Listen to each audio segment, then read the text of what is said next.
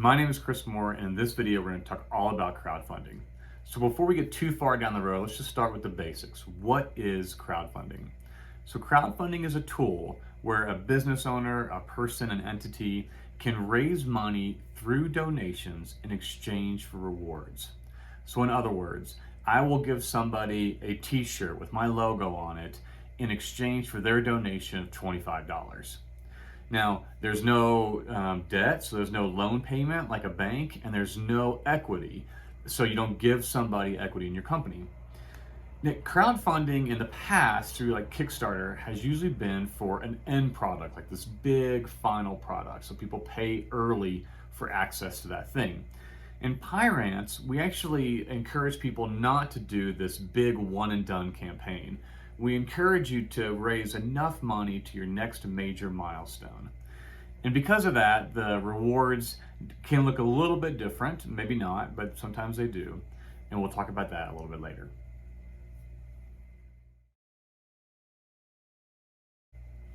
Okay, question number 2. Why would anybody crowdfund?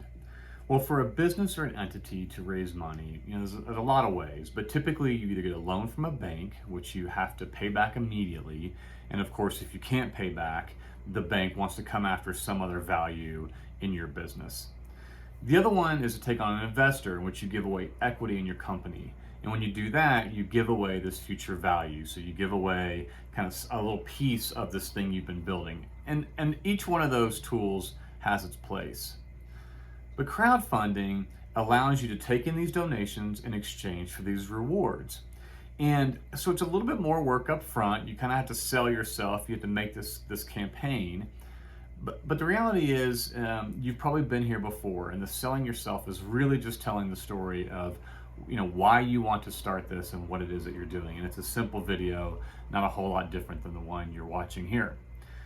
It also requires you to send out the rewards. So when people donate money to you in exchange for that t-shirt or those stickers, you have to mail them out. So it's a little bit of work there as well.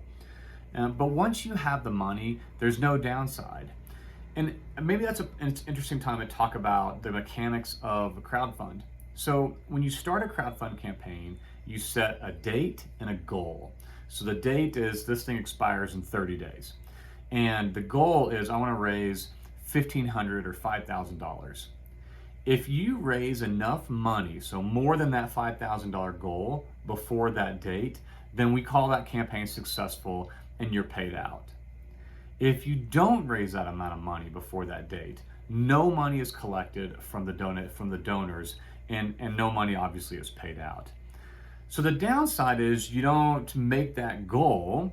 But the upside is you can go back to all those people and find out what was it about your product and about your message that didn't resonate for them. Why didn't they donate?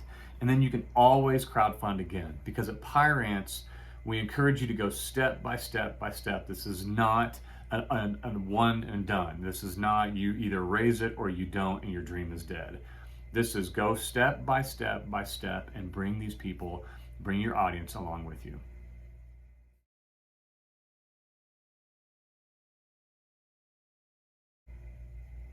All right, question number 3.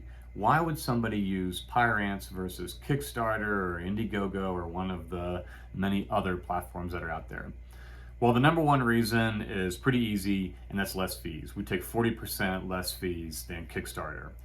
So the way the fees work, the Stripe, the credit card processor, they take 2.9% no matter what. And that's true when you pay your money retail. That is a fee that you're forced to pay.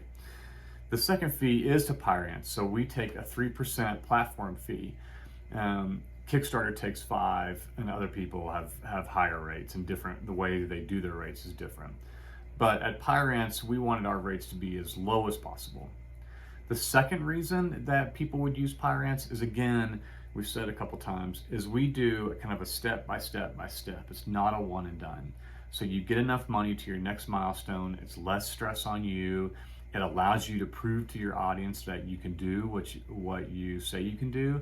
And the reality is things are going to happen. And when you go step by step, you're better prepared to handle them rather than predicting what the future looks like a year and a half from now and thus raising that much money. All right, this third and most important is the community. So at Pyrance, our goal is to have you bring this community along with you. That community stays with you, and you'll see on Pyrance it's a community board, in some ways like Facebook, way more functionality, but it allows you to share files with people, share your business docs, to poll those people so you can ask them what color they like, or what style they like, or what name they like. It allows you to keep this community engaged. So important for many reasons. One, they will very likely donate at your next campaign. Point number two, they're going to be great salespeople for you. They're spreading the message and the good word about what you're up to. And number three is it's real life people to give you feedback about that product that you're making.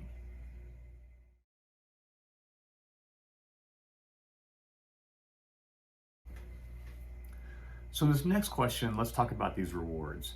Because Pyrance is not a one and done, and crowdfunding can be done for many reasons, the rewards can look a little different. So let's talk about one of our customers who's opening up a food truck in Arizona. So obviously they are taking donations from people across the United States, or might take donations from people across the United States, and not all of them will be in Arizona to go to the food truck. So giving away a meal likely doesn't make sense. So the idea is that you give away something that has very high value to your end user, to the donation, the person making the donation, but it's very easy for you because you want to keep that effort on you low. So in the case of a food truck, a great example would be a recipe book that frankly you probably already have. So you can give away this recipe book for a $40 donation. Another one, let's say you make the best sloppy joes in town. You can do a Facebook Live where you actually teach people how to cook. So you give some cooking classes, and maybe you do 10 of those meals. And maybe you even do a one-on-one so they can tell you what their favorite meal is, and you'll show them a great recipe that you have and how to cook them. Okay, so that can be an exchange for a $40 donation. Another thing is, stickers and t-shirts, things with your logo on them that could be really fun that you don't have to buy until after the crowdfund. So one, you can make sure your crowdfund is going to be successful. And two, then you can decide how many to buy and what sizes to get. So you're not keeping this big inventory of all different sizes and shapes of shirts. Okay, let's think of another one. So we have a friend who's doing a clothing line, and she has a vintage clothing shop. And so in her case, some ideas might be that one, when she goes to find vintage clothing, she kind of creates this exclusive membership, this kind of members only first look. And a donation of $20 gets you access to this membership in which you get to see the clothing before it ever hits the shelves. Another thing would be fashion services. So they will find wardrobes for you in exchange for a certain donation. Another one could be maybe this person, you can find them what they're looking for. So they want to find a jean jacket of this size from this era. And for a $15 donation, you'll have that on your list when you're out doing your hunting.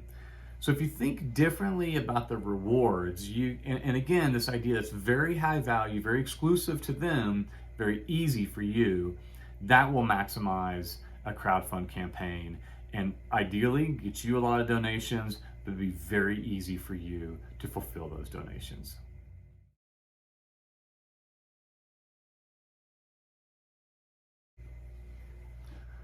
Okay, last thing, let's talk about the video. So on crowdfunding campaigns on Pyrance, you can actually post a video or a picture, and pictures are great, and that might work. In a lot of cases, people love to watch the videos, but that can make you feel vulnerable because you're sitting in front of a camera, sharing your thoughts, and honestly, if you're an entrepreneur or a dreamer, it's sharing something that's probably very near and dear to you, and so it makes you feel vulnerable. And our advice for that is, one, that is authentic.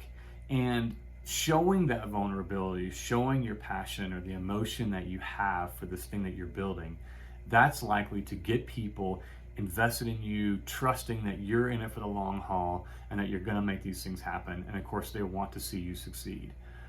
So it is this kind of dichotomy of showing the emotions is actually likely to help your donors see the truth and the honesty in what you're doing and want to support you. So showing those emotions that actually probably make you feel vulnerable is actually a good thing. So I hope all those answers help you. There's lots of questions that people have when they set up their campaigns, especially about rewards and what types of rewards. We're always willing to help. So you can look us up on the website, Pyrance.com. You can email us anytime at info@Pyrance.com, and we can talk about your exact situation and the best way to set your crowdfund up for success.